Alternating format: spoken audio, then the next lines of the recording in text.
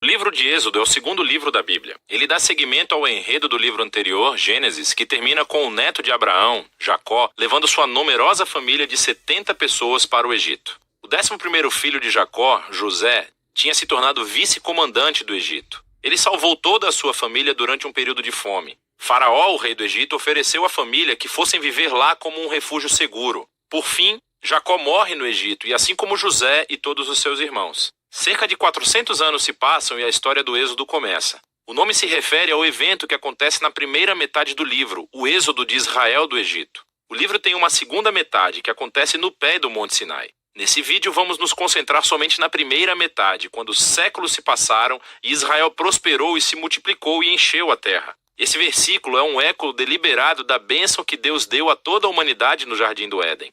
Lembra-nos da grande história bíblica até agora. A humanidade perdeu a bênção de Deus por meio do pecado e da rebeldia. E Deus escolheu a família de Abraão como instrumento através do qual ele iria restaurar as suas bênçãos para todo o mundo. Mas o novo faraó não vê Israel como uma bênção. Na verdade, ele vê esse grupo imigrante israelita como uma ameaça ao seu poder.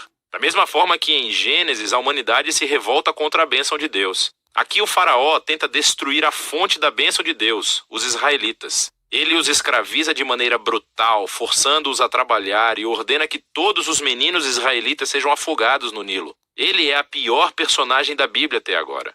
O seu reino é o ápice da rebelião da humanidade contra Deus. Esse faraó redefiniu o bem e o mal de acordo com seus próprios interesses de tal maneira que até mesmo o assassinato de crianças inocentes se tornou algo bom para ele. O Egito tornou-se pior do que a Babilônia do livro de Gênesis. Agora Israel grita por socorro contra essa nova Babilônia e Deus responde. Primeiro, Deus vira o mal do faraó de cabeça para baixo quando uma mãe israelita joga o seu filho no Nilo, mas dentro de um cesto. Ele flutua com segurança até a família do próprio faraó.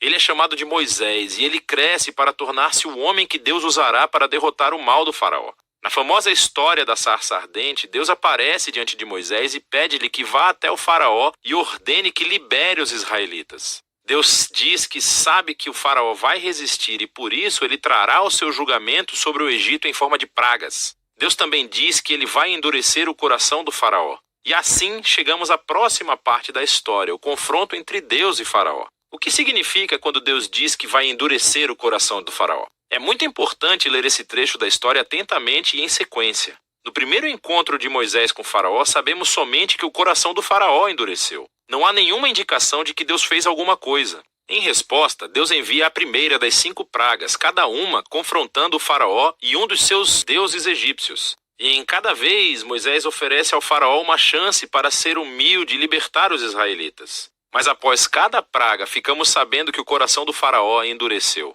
Ele está fazendo isso por vontade própria. Eventualmente, é com a segunda das 5 pragas que começamos a escutar como Deus endureceu o coração de faraó. O propósito da história parece ser esse. Mesmo que Deus soubesse que faraó iria resistir à sua vontade, Deus ainda lhe deu a chance de fazer a coisa certa. No fim, a maldade do faraó chega a um ponto sem volta. O que quero dizer é que até os seus próprios conselheiros achavam que ele tinha enlouquecido. E é nesse ponto que Deus assume o comando e usa a maldade do faraó para o seu próprio objetivo de redenção. Deus atrai o faraó para a sua própria destruição enquanto salva o seu povo, que é o que acontece em seguida. Com a praga final, é a noite da Páscoa. Deus vira o jogo sobre o faraó. Assim como ele matou os filhos dos israelitas, Deus matará os primogênitos do Egito com uma praga final. Ao contrário do faraó, Deus fornece uma forma de escape por meio do sangue do cordeiro. Aqui, a história para e vemos em detalhes o ritual israelita anual da Páscoa. Na noite anterior à fuga de Israel do Egito, eles sacrificaram um cordeiro imaculado e usaram seu sangue para pintar os batentes das portas de suas casas. Quando a praga divina chegou ao Egito, as casas cobertas com o sangue do cordeiro foram puladas e o filho foi poupado. Desde então, todos os israelitas reencenam aquela noite para lembrar e celebrar a justiça e misericórdia de Deus. Mas o faraó, por conta do seu orgulho e rebeldia, perde o próprio filho e é obrigado finalmente a libertar os israelitas. Os escravos israelitas fazem o seu êxodo do Egito, mas assim que eles saem, o faraó muda de ideia. Ele reúne o seu exército e persegue os israelitas para uma batalha final. Quando os israelitas passam pelas águas do mar em segurança, o faraó decide atacar e assim entra na sua própria destruição. A história do Êxodo conclui com a primeira canção de louvor da Bíblia. Chama-se a Canção do Mar. O verso final declara que o Senhor é rei. A canção reconta em poesia do que se trata a história do reino de Deus. Fala sobre como Deus tem a missão de confrontar o mal no seu mundo e resgatar aqueles que são escravizados pelo mal. Deus vai trazer todo o seu povo para a terra prometida, onde a sua presença divina viverá entre eles. Essa história mostra como é quando Deus se torna rei do seu povo. Depois que os israelitas entoam a sua canção, a história tem uma reviravolta. Os israelitas estão andando pelo deserto a caminho do Monte Sinai. Estão com fome, com sede e começam a criticar Moisés e Deus por terem sido salvos. Dizem que têm saudade dos bons dias no Egito. É uma loucura. Deus graciosamente fornece comida e água para Israel no deserto, mas essas histórias são sombrias. Começamos a pensar, será que o coração de Israel é tão duro quanto o de Faraó? Vamos ver. Por enquanto, essa é a primeira metade do livro de Êxodo.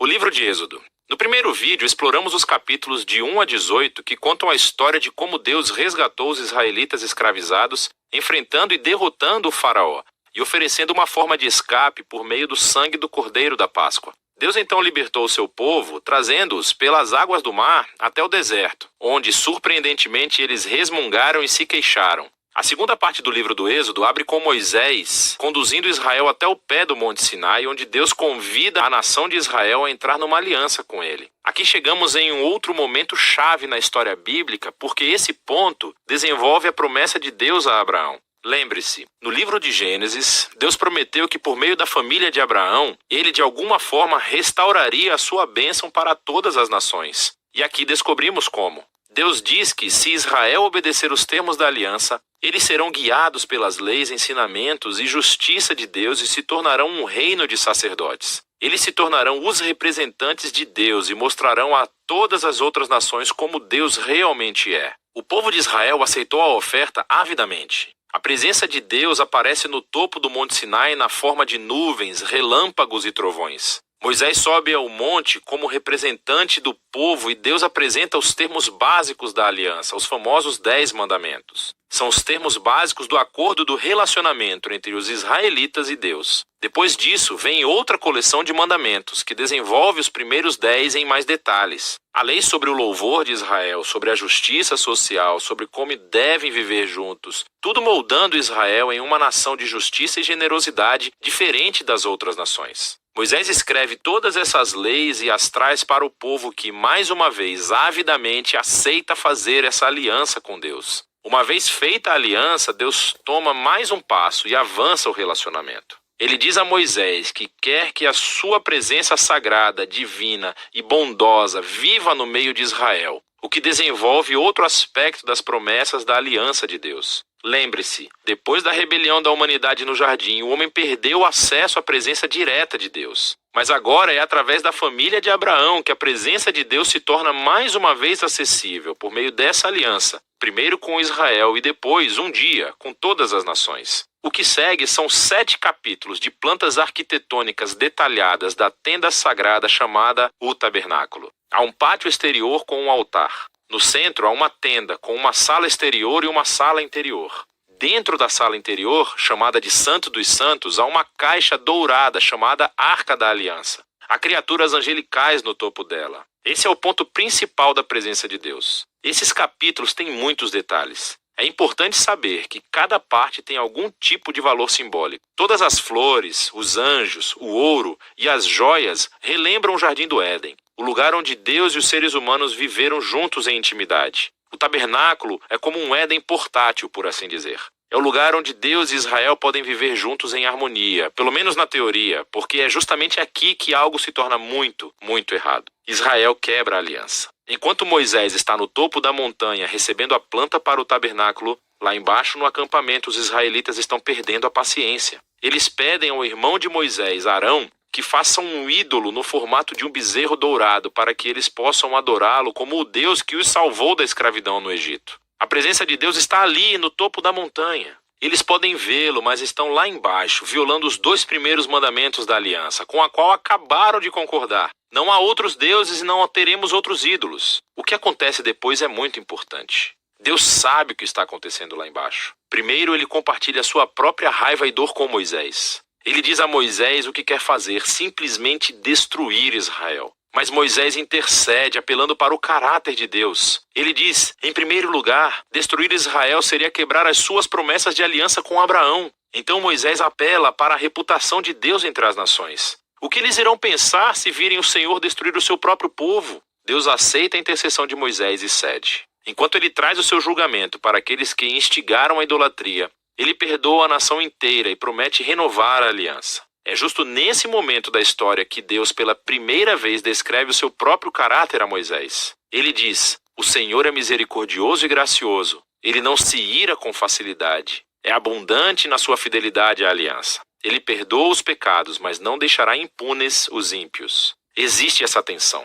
Deus é cheio de misericórdia, mas também deve lidar com o mal se ele afirma ser bom. Acima de tudo, Deus é fiel às suas promessas, mesmo que isso signifique um compromisso para com um povo totalmente sem fé. Depois de renovar a aliança com Israel, Deus ordena que Moisés vá em frente e construa o tabernáculo. Mais uma vez, temos 5 longos capítulos descrevendo detalhadamente a construção do tabernáculo. A história culmina no capítulo final, quando o tabernáculo é concluído. A presença gloriosa e divina de Deus vem e paira sobre a tenda e temos grandes expectativas. Moisés quase entra na tenda, mas no final não entra. Na verdade, ele não tem autorização para entrar. E o livro termina assim. É bem surpreendente, mas nem tanto se você pensar um pouco. Dá para ver o quanto os pecados de Israel danificaram o relacionamento com Deus de mais formas do que entendemos. Lembre-se, o livro começa com a maldade do faraó ameaçando Israel e ameaçando as promessas de aliança com Deus. Mas agora, no final do livro, Israel tornou-se o seu próprio inimigo.